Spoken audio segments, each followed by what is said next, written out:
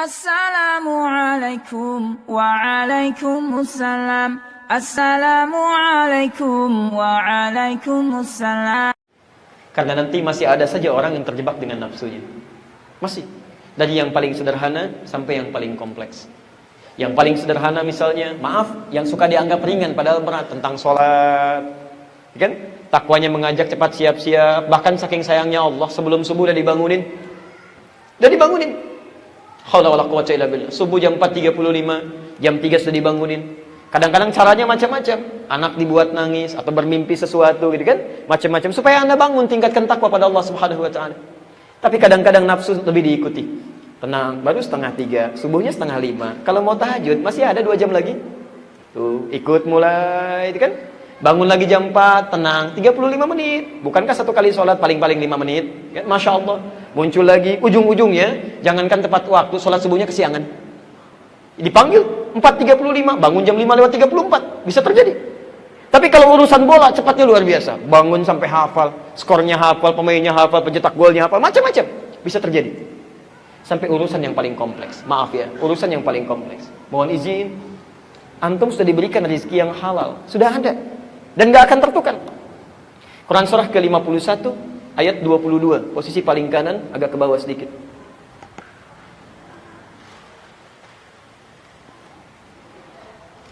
Nanti kalau saya terangkan ini, mohon izin, saya mungkin agak sedikit cepat mengakhiri. Saya baru landing dari Palembang, ada masalah di dada kiri saya. Ya, jadi suaranya harus agak sedikit saya batasi. Perhatikan kalimatnya. Wa fis samaa'i rizqukum wa ma tu'adun. Dan di langit rezeki Anda sudah ditetapkan oleh Allah. Dijanjikan pasti akan diberikan. Sudah. Ini statement Allah yang pertama, bahwa setiap manusia yang terlahir itu rezekinya sudah ada, Pak. Sudah selesai, ada. Gak akan tertukar. Dijanjikan pasti diberikan. Di langit rezeki kita sudah ditetapkan. Dijanjikan pasti akan diberikan. Jadi si A dengan si B rezekinya lain. Sudah ada. Dan pasti hidup dengan itu. Dan gak ada yang miskin. Gak ada yang miskin.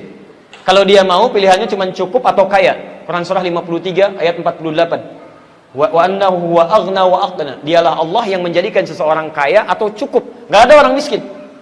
Yang miskin itu orang yang tidak pernah merasa cukup, itu miskin. Allah menjadikan rezeki kita cukup, cuman karena nggak pernah merasa cukup, miskin dia. Tapi saking sayangnya Allah, supaya keluar dari perasaan miskin itu, berikan zakat. Quran surah 9 ayat ke-60. Innamas shadaqatu lil fuqara wal masakin. Keluar dari kemiskinan. Masih miskin juga, berikan infak. Quran surah kedua ayat 215. Masih miskin juga, kasih sedekah supaya keluar dari situ. Anda dikasih zakat, kasih infak, kasih sedekah, masih miskin juga. Anda butuh apa lagi? Yang jadi masalah itu bukan karena dia miskinnya, bukan. Karena nggak pernah merasa cukup nafsunya itu. Ini poin ini. Jadi, setiap manusia sudah mendapatkan rezekinya, ditetapkan di langit, diturunkan ke bumi. Dalilnya Quran surah kedua ayat 29. Ya. Posisi paling kanan sebelah bawah. Walladzi khalaqa lakum ma fil ardi jami'an. Baik. Rezeki ada di langit, kita tinggal di mana? Di bumi. Maka Allah turunkan rezekinya ke bumi. Quran surah ke-2 ayat 29. Walladzi khalaqa lakum ma fil ardi jami'a. Turun hujan, tanah jadi gembur, turun tumbuh-tumbuhan, ada pepohonan, di situ keluar ada emas, ada kemudian ada tembaga, ada perak, di situ ada minyak, Anda jual jadi bangunan seperti ini. Masya Allah, ada transaksi kehidupan. Ini. Rizkinya di mana tadi? Di langit. Sekarang kita ada di mana? Bukan, kita di Grand Andara sekarang. Bumi kan luas ya. Baik, kita ada di Pondok Labu. Rizki Anda turun di Bekasi misalnya, Anda di Pondok Labu. Maka syaratnya gampang. Syaratnya kata Allah sederhana.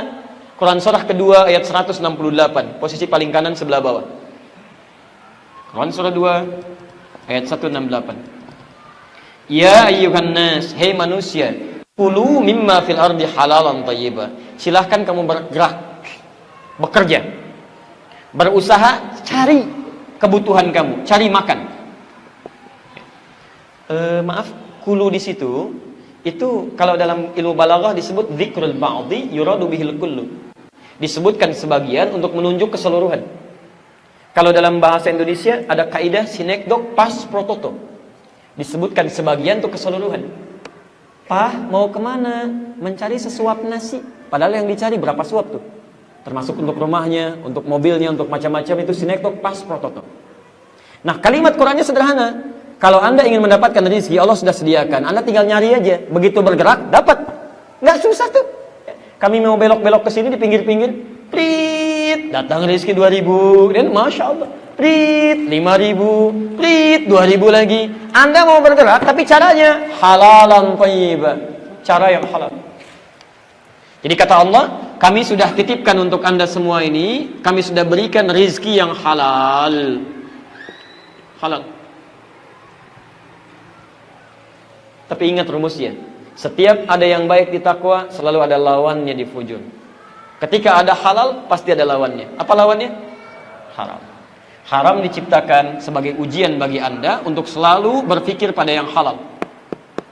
Bukan untuk mendapatinya. Bukan untuk mengejarnya. Tapi ini yang jadi masalah. Puncaknya adalah nafsu kadang-kadang mengarahkan manusia untuk keluar dari fitrah. Maksiat mulai dilakukan. Anda kalau bisa mendapatkan yang halal, ngapain cari yang haram? Rizki Anda sudah ada, diatur segitu juga. Anda nyari keras-keras mendapatkan yang haram, dapatnya segitu juga, gak akan keluar dari porsi Anda. Anda bekerja, dapat rizki sampai meninggal misalnya, 1 miliar. Anda cari dengan cara yang haram pun dapatnya segitu juga. Jadi kalau bisa mencari dengan yang halal, ngapain cari yang haram? Kelihatannya seperti banyak. Masya Allah, tawaran korupsi 60 miliar misalnya. Masya Allah, Anda kerja dengan yang halal pun dapatnya segitu juga. Karena nggak mungkin seseorang diwafatkan oleh Allah kecuali rizkinya terpenuhi. Selesai. Misal, rizkinya 70 miliar. Dia mencari dengan yang halal, memang cicilannya nggak langsung. 1 miliar, kadang-kadang 500 juta, kadang cuma dapat 5 juta. Karena saking sayangnya Allah, jangan banyak-banyak dulu ya. Nanti kamu kebanyakan mikir, beli ini, beli itu, tanggungan banyak. Tadinya belum, sekarang punya mobil, bikin garasi. Masya Allah, waktu dipakai sholat duha, sekarang pindah jadi nongtongin garasi. Malam-malam mau tidur, biasa zikirin, mikirin mobil sudah masuk atau belum. Alarm bunyi dipikirin, padahal yang bunyi mobil orang lain, gitu kan?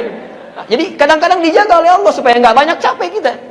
Saldo dihitung lagi, hitung lagi. Yang enak kan dipegang oleh Allah, begitu butuh Allah kasih. Enak tuh. Gak banyak mikir. Mau kendaraan, Masya Allah, begitu mau berangkat, mobil datang. Rizki kita juga, cuman lewat orang lain. Kan sama aja. Sama aja bagian kita juga, cuman Allah yang pegang. Ini sifat manusia, ini nafsunya nih yang gak kita kenali. Selalu ingin megang. Sehingga ketika dipegang, capek kitanya. Punya uang 5 miliar, nih saya tanya ya. Pilih mana? Punya uang 5 miliar, yang pertama langsung kelihatan mata dipegang, atau yang kedua kita nggak pegang, tapi setiap butuh diberikan. Oh, pasti pengen megang tuh. Tapi begitu diberikan, Anda capek. 5 miliar simpan di mana ya? Brankas, tadinya nggak punya brankas, beli brankas. Begitu mau tidur, coba deh cek, masih ada nggak di brankas? Cek lagi ke situ. Begitu dilihat kayaknya kurang, dihitung. 3 hari 3 malam, Pak, ngitungin itu, tahajud nggak dikerjain, baca Quran lupa, gitu kan? Ini poinnya. Jadi yang jadi masalah, kalau Anda bisa mendapatkan yang halal, ngapain cari yang haram? Dapatnya segitu juga. Dan celakanya, begitu Anda mengambil yang haram, hak orang lain, hukum dunianya pasti akan dikembalikan. Tinggal tunggu waktu aja. Awal-awalnya enak, dapet, terasa enak karena nafsu. Tapi nanti 3 tahun, 4 tahun, 10 tahun, tiba-tiba datang KPK, datang polisi.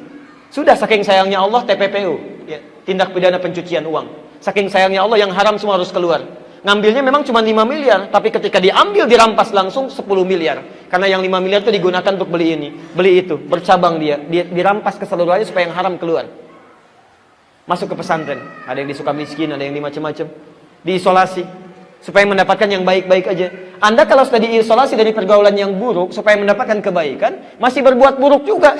Misalnya di pesantren disuka miskin, masih jahat juga. Ada yang produksi narkoba lagi, ada yang nipu lagi di situ, ada yang nyogok lagi. La haula wala quwwata illa billah. Kalau sudah dimasukkan ke sel isolasi masih kotor juga, Anda perlu dimasukin kemana lagi? Karena isolasi terakhir itu alam kubur, dan nggak bisa naik lagi ke atas. Pernah ada seorang ulama, alim, itu dihukum oleh pemerintah yang zalim. Seperti ulama-ulama dulu pernah ya, Imam Ahmad pernah dicambuk, kan? Buya Hamka pernah masuk penjara, Nabi Yusuf pernah masuk penjara. Ini ulama, ini unik nih. Dimasukin ke dalam penjara, bukan karena kesalahan yang dia perbuat, karena penguasa nggak suka. Begitu masuk ke dalam penjara, dia terima, alhamdulillah, ini bagian dari kehidupan saya, masuk ke sini katanya. Nah, sipir penjara ini paham, nih orang alim, terhormat, sayang gitu kan. Apa kata sipir penjara? Ini barangkali bisa jadi satu amal soleh ya untuk petugas serupa. Kata sipir penjara begini, Syekh, antum malam keluar aja deh, ntar pagi kesini lagi gitu. Jadi malam disuruh keluar, pagi-pagi absen ke situ lagi. Dulu sudah ada nih perilaku-perilaku begini ya. Di malam suruh keluar, yang penting udah tidur aja di rumah, ibadah di rumah dengan nyaman. Nanti pagi-pagi kesini lagi, buat absen aja, absen datang, nanti malam gitu lagi. Apa kemudian kata alim ini? Saya dimasukkan dengan takdir Allah ke sini supaya saya meningkatkan kebaikan di sini. Tugas kamu berbuat baik. Kenapa kamu kemudian mengajak saya kepada yang salah? Tugas kamu kan menjaga saya supaya tidak menyalahi aturan. Saya diajarkan oleh Allah untuk berada di sini. Ini takdir Allah, saya ada di sini. Mungkin dengan saya berada di sini, yang baik-baik akan muncul, yang jelek hilang. Ketika saya sudah datang membawa yang baik, kenapa kamu membawa yang jelek? Nyuruh saya keluar. Tugas kamu menjaga saya supaya tidak keluar. Tapi kemudian, kenapa kamu mengajak saya untuk menyalahi aturan yang telah ada? Itu, Masya Allah. Dengan nasihat seperti itu, tiba-tiba dia berubah. Kebiasaan jadi hilang lagi. Perhatikan, bagaimana ketika nafsu dihindari, kebaikan muncul, dampaknya luar biasa. Bukankah ketika Nabi Yusuf di penjara, kebaikan kemudian tersebar di situ? Ya, penjahat jadi pada tobat, jadi lebih baik lagi, sipirnya jadi bagus semuanya, keluar dari situ soleh semua. Kadang-kadang ada hikmah Allah menjadikan orang baik masuk dalam lingkungan yang kotor supaya memberikan aura-aura kebaikan. Sebaliknya, ada keadaan orang kotor mesti keluar dari lingkungan yang buruk supaya meninggalkan kebiasaan buruk yang ada di situ. Tapi kalau Anda ikuti nafsu, maka bahayanya akan muncul di situ. Awal-awal enak, nyaman, yang haram masuk semua. Akhir-akhir muncul penyakit banyak es. Mulai sakit es pertama. Kedua stres gitu kan. Stres karena yang biasa datang nggak ada, habis. Ketiga mulai sekarat ya. Yang keempat selesai. Ya. Kita cukupkan dulu sampai sini ya.